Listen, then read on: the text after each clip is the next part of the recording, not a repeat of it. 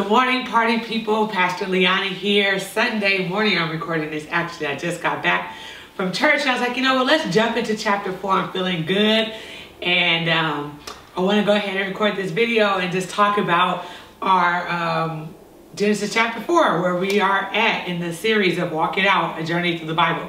So last week we did last video we did chapters 2 and 3 of Genesis, and in the description you should have had the questions that prepared you to be ready for this week's discussion. So we left off in Genesis chapter, at the end of Genesis chapter 3, which we know 1 through 3, God's already put the universe into creation. He has made Adam, the first man. Then from Adam, he made Eve, the first woman. Adam and Eve get tempted by this serpent figure, which we can call the devil, but for the sake of the language of the text, this figure is identified as a serpent. You can go back to the last video because we talk about that interaction and how we find the first recorded sin or rebellion against God in Scripture, and that was with Adam and Eve being tempted to do something that God told them not to do, which led them to be kicked out of God's garden that he had made for them. But we're not going to go into that in this video because I talked about that in the last one. So if you want a fuller or more depth on what took place in that passage, in that chapter, those two chapters, go watch the last video and then come back and watch this one. So chapter 4, we're jumping into chapter 4. Chapter 4 is sort of a summary that covers several years in a few verses. So I don't want you to take chapter 4 and be like, oh, this happened in, 3 weeks. Like, no, there's a lot of time being covered in chapter 4, and it's more of a summary. But let's go back a little bit. Once again, what we know about the book of Genesis in general is Genesis is the first book of the Bible. But what we also find in the book of Genesis are several Genesis. Several beginnings, several firsts. The very Genesis means the beginning or the first or the origin. So what we will find in the book of Genesis is the first of many of its kind of different types of interactions. For example, we know that the first humans were made, or the first people were made. In Genesis 1 through 3, we'll find the first sin that took place, rebellion against God. We'll also find God's first act of grace taking place in those past chapters.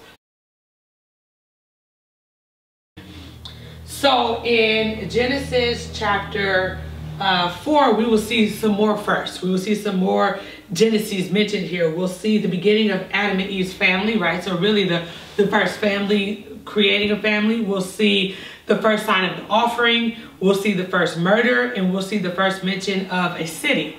So maybe there's some first that I don't see. So by all means, reply or comment on this video and tell me what are some things that you mentioned or you see mentioned that I may have skipped over or missed. Okay, so Genesis chapter 4 starts off with two sons, Cain and Abel, which are Adam and Eve's sons. Cain is a farmer and Abel is a shepherd. And so the scene is set up it goes into saying that it tells a story, you can read back in it, that Cain and Abel bring an offering. They both bring offerings towards God. To God, right? So this is the first sign that we ever see an offering, and the offering is a percentage of their crops. And so one is a farmer, so they bring a slaughtered animal. The other one is a farmer, so they bring crop. The other is a shepherd, so they bring a slaughtered animal. So Cain and Abel both come before God with their versions of an offering.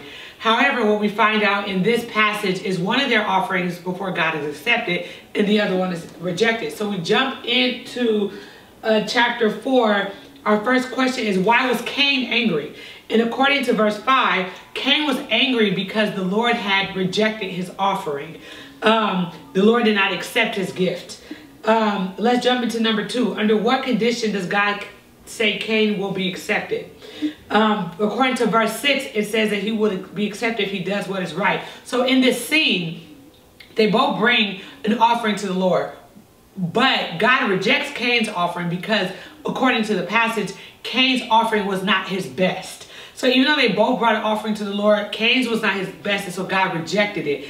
Cain then becomes angry because God rejects him. Then we go into the next discourse between Cain and God gives Cain a warning. He tells Cain in verse 6, if he does what is right, he will be accepted. Because our second question asks, under what condition does God tell Cain he will be accepted? He tells Cain if he does what's right, he'll be accepted. So apparently God is communicating to him, you not bringing me your best is not right. Therefore, that's why I rejected you. Not because you brought me an offering, but because the offering you brought me wasn't your best. Then God gives Cain a warning about sin. Because, of course, God knows the future. God knows how we will be, how we will respond to rejection. Even though the rejection was appropriate, Cain still felt some kind of way about the fact that God rejected him. So God gives Cain a warning. He tells him in verse 6, sin is crouching at the door, eager to control you, but you must subdue it and be its master. Number 4, what does sin do to us? Or really the question is, what did God tell Cain that sin has the potential to do to him and therefore to us? And God tells him in verse 6, and you can read back, that it will control you. That he tells him that it will control you. That's why he tells him also that you must subdue it and master it. So let's go back. Cain is mad that God rejected him. God gives Cain a warning about what the potential of sin can do to him, because what God knows is what Cain is about to do. And he warns him about it because he knows our disposition towards pain, rejection, frustration, envy, anger, all these things. We have the potential to respond in a wrong way. And so God gives him the warning, hey, sin will try to control you. You got to subdue it. You got to master it, because it's crouching at the door and it's trying to have its way in your life. So you have to be its master. But what we learned about Cain in this passage, Cain is so angry about God accepting his brother's offering, not accepting his.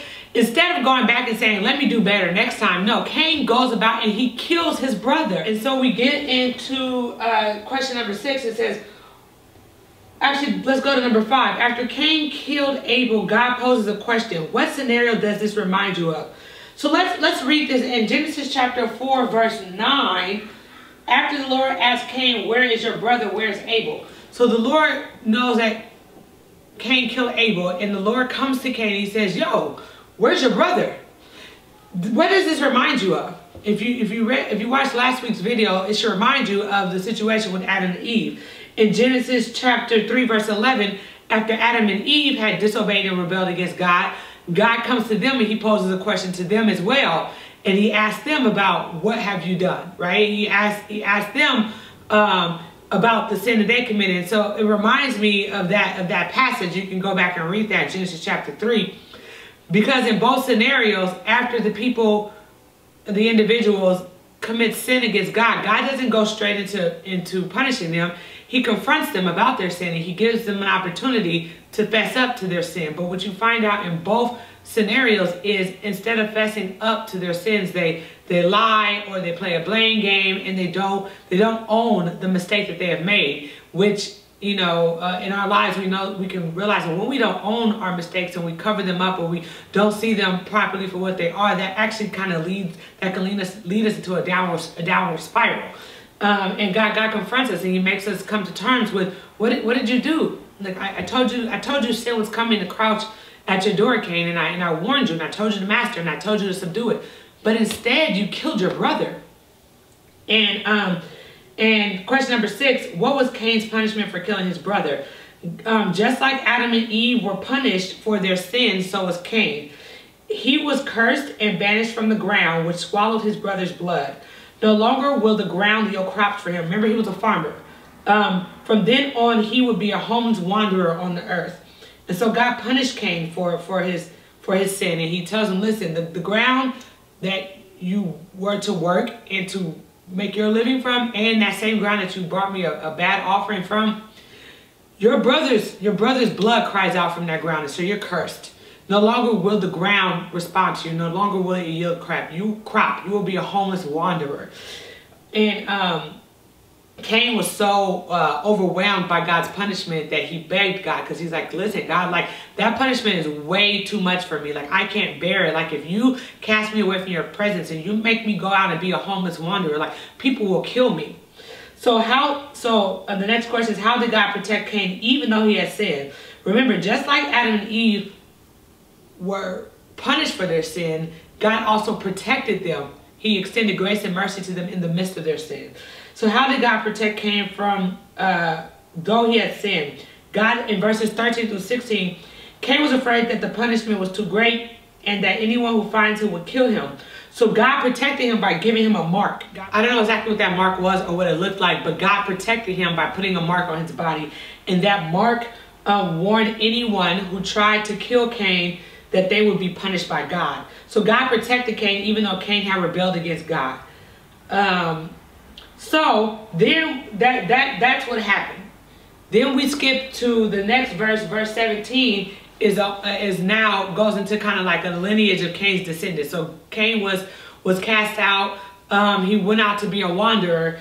And then we go into the next couple of verses, which talks about where Cain ended up. And it talks about the children he had, and then it tells some of the line of his descendants, which is why I said in the beginning, chapter 4 is not just like happening in 3 days or in a week, because it starts to mention then Cain had a son, and Cain had a son, and Cain's son had a son.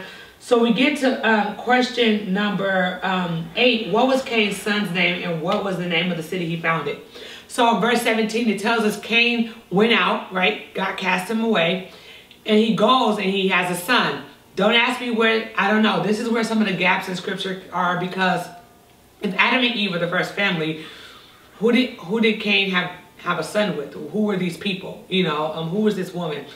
I don't know. So back to the text, verse 17, Cain had a son named Enoch, and Cain also, the land, the ground, the place that Cain founded, the city that Cain founded, he named it Enoch after his son. Here is another Genesis in scripture. We see the first mention of a city, and that's the city Cain founded, and he named it Enoch after his first son.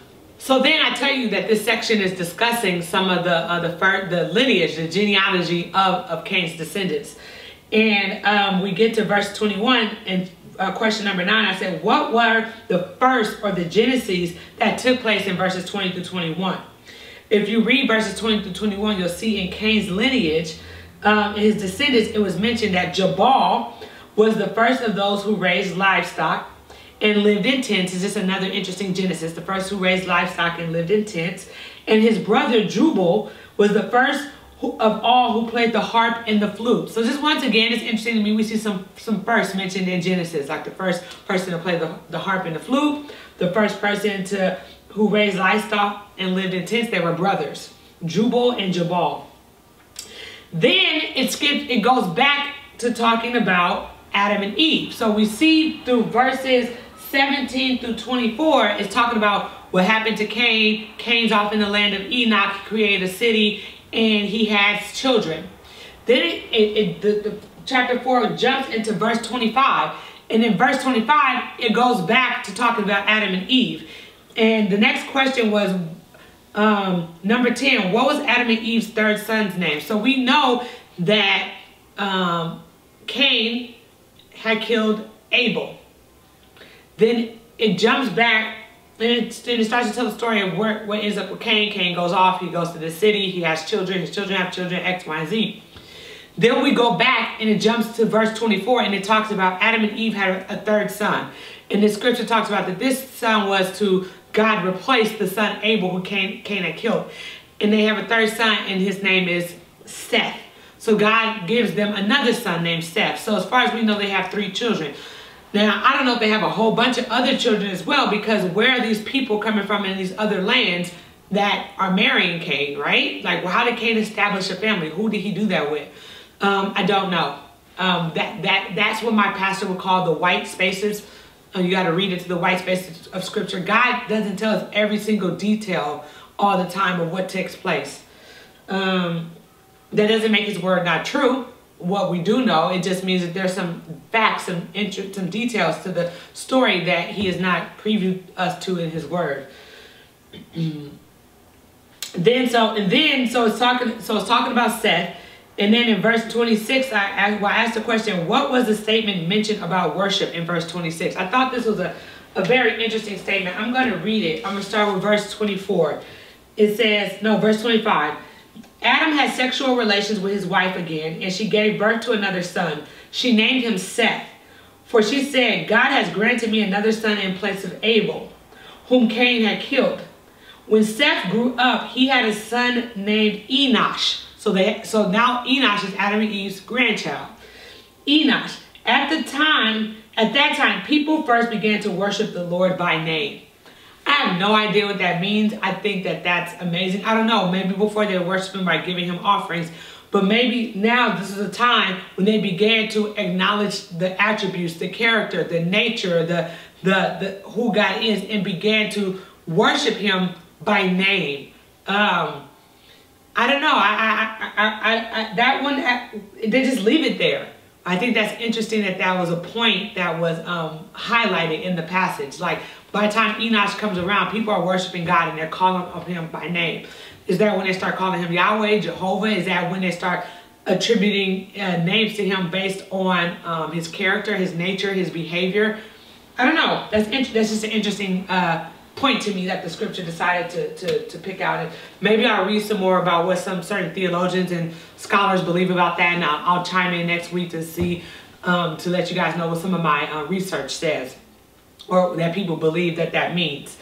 And then my last question for today, once again, which is why I like to lead off or end with every week, is a subjective question on what stood out to you in Genesis chapter 4, as we are learning about Cain making a similar decision that his parents made, or he made a different decision but had the same effects. The rebellion against God that came with the curse, that also came with grace and mercy. That's something that stood out to me, was that even though God warned Cain about his sin before he did it and the potential of what it could do, Cain still rebelled. And after Cain rebelled and God punished Cain, God still extended mercy to Cain and protected his life. And what this says to me is sin has repercussions, and yet God is still merciful and a gracious God. And maybe that's one of the names that they worship God by. Maybe they said, God, you're gracious. Maybe they found out about the story of their parents, their grandparents, and they're like, oh my God, you're a merciful God. I don't know. That would be my response. It doesn't excuse my sins, because like we talked about last week, there's still death associated with sin. If you want to know more about that, go watch the last video. There's still a death that takes place when we sin and we disobey God. But something that seems to be embedded in God's character and God's nature, consistent through scripture, is God keeps offering grace to us and mercy. And even though we got to live with some of the wounds, the scars, the residue of sin, there is an extension that God gives that says, you messed up and you got to live with some of the repercussions, but I won't require you to bear the full weight of it. I'm going to come in and I'm going to give you some hope in the midst of you having to deal and live with the response, the results of your failure. I'm still going to accompany you by extending you grace and mercy, and it's not going to be as bad as it could be. And so as I examine my life, that surely is the case. Like, I've messed up a lot, and some of the things I've messed up in, I've had to deal with the residue of it. But what I also realize is that it could have been worse, and that God has given me, extended to me mercy and grace and hope. And so, yeah, my response this week, of course, is one where my heart's intention and my goal is to live out God's will for my life, but to also have a heart of gratitude that says, man, God, even when I mess up, you extend me grace and mercy. So that is this week with Walk It Out, a journey through the Bible. Below will be the questions leading into chapter 5. I hope you're learning something that you didn't know before. Share this video with a friend. Maybe you have some people in your life who are like, man, I want to dig into the Bible more and know what the overarching narrative is. That's the point of this study, is to know the Bible for ourselves and know what took place.